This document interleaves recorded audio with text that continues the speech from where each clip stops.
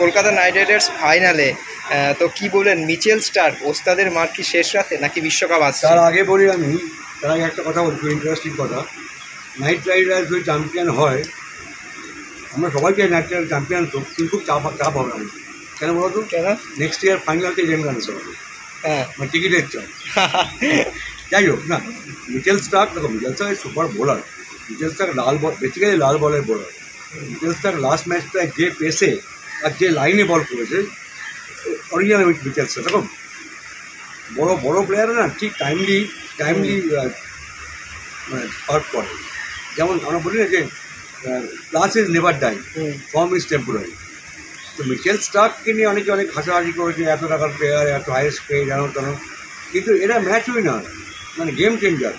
Mitchell Starc last ম্যাচে against Hyderabad Travis হেডকে যেটা বোল্ড করেছে, আনপ্লেয়েবল বল, ব্যাট তোলার আগে বল চলে গেছে। তো তার চেয়ে আরেকটা কথা আমি বারে বলবো, এখন যত খেলা শেষের দিকে যাচ্ছে, যত গরম পড়ছে, উইকেটগুলো কিন্তু একদম শুকনো ড্রাই হয়ে যাচ্ছে। যার জন্য যাদের স্পিনার্স ভালো আছে, যে তাদের অ্যাডভান্টেজ।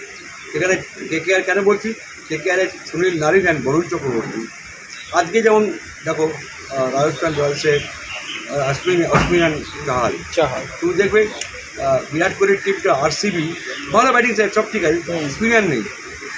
তুমি ম্যাক্সওয়েলকে দিয়ে ম্যাচ দিতে পারবে না।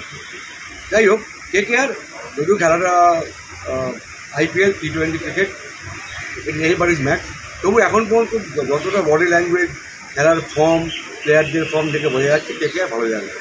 Extra time.